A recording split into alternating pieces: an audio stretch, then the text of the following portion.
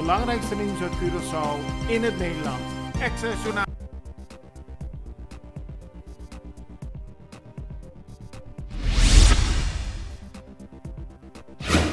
Aanstaande donderdag en vrijdag vindt op Curaçao de behandeling plaats van een moordzaak waarvoor gisteren 2 verdachten zijn aangekomen. Het gaat om Williams en Paris, beide zitten elders al vast wegens moord. Nadat ze waren geland op Curaçao werden ze onder grote beveiligingsmaatregelen naar de gevangenis van Curaçao gebracht.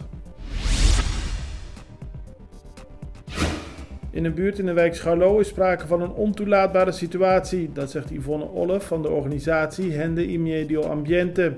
Volgens haar wordt er elke dag vuilnis illegaal gestort voor de deuren van de mensen die daar wonen. Het gaat om een groep bewoners in houten huizen. De overlast is enorm en ze wil dat er iets aan gedaan wordt. Ollef heeft eerder deze week foto's naar de media gestuurd en daar is op te zien dat er inderdaad sprake is van een grote vuilnisbelt voor de deur van verschillende houten huizen. De bouw van een park voor zonne-energie op Curaçao loopt al enige tijd vertraging op. Dat heeft minister van Economische Ontwikkeling, Rui Sandro Seintje, gezegd. Sinds 2018 is Aqualectra bezig met de bouw van een groot park met zonnepanelen. Dat moet bijdragen aan een groenere energie van Aqualectra. Tegenstanders zijn een bodemprocedure begonnen en daarom ligt het hele project op dit moment stil, aldus Seintje. Hij hoopt dat er uiteindelijk toch gebouwd kan worden aan het park.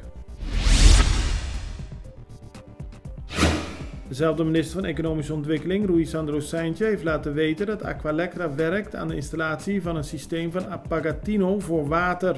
Momenteel maken veel mensen gebruik van Pagatino voor elektriciteit, maar dat moet er dus ook voor watergebruik komen. Op die manier kunnen mensen bewuster omgaan met het gebruik van water, aldus Seintje. Na Aqualectra, nós toma tempo para servir ora com mais de comunibo. Llama-nos centro de cliente na telefone 0800-035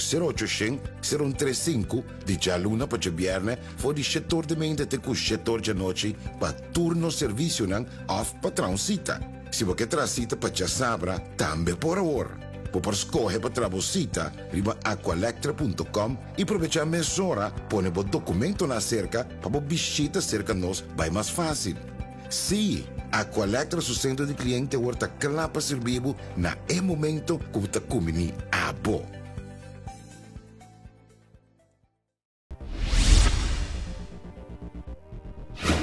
Een 74-jarige oud-werknemer van vliegtuigmaatschappij ALM is gisteren veroordeeld tot 12 maanden gevangenisstraf.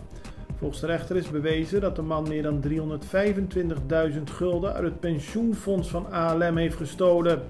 Een rol hierbij speelde dat de man problemen heeft met alcohol, zo bleek uit de behandeling van de zaak.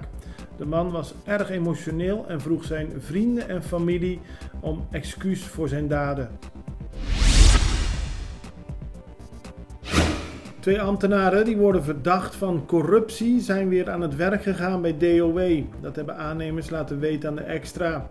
Er is veel onbegrip over deze situatie omdat de ambtenaren zo hebben bijgedragen aan een cultuur van intimidatie en van oneigenlijk gebruik van overheidsgelden. De ambtenaren zijn aan het werk gesteld. Het is niet duidelijk of ze uiteindelijk zich nog moeten verantwoorden voor de rechter. Schuin tegenover het gebouw van de Extra in de wijk Mundo Novo is op het terrein van Isla Verde, Coney Island, de campus van de Caribbean Medical University bijna klaar. Er is hard aan gewerkt de afgelopen periode en nu wordt steeds meer zichtbaar van de campus. CMU zit al sinds 2007 in het WTC, maar de Caribbean Medical University gaat uitbreiden en binnenkort zal het ook de deuren openen op het nieuwe locatie. Het belangrijkste nieuws uit Curaçao in het Nederlands. Access Journaal, vers van de pers.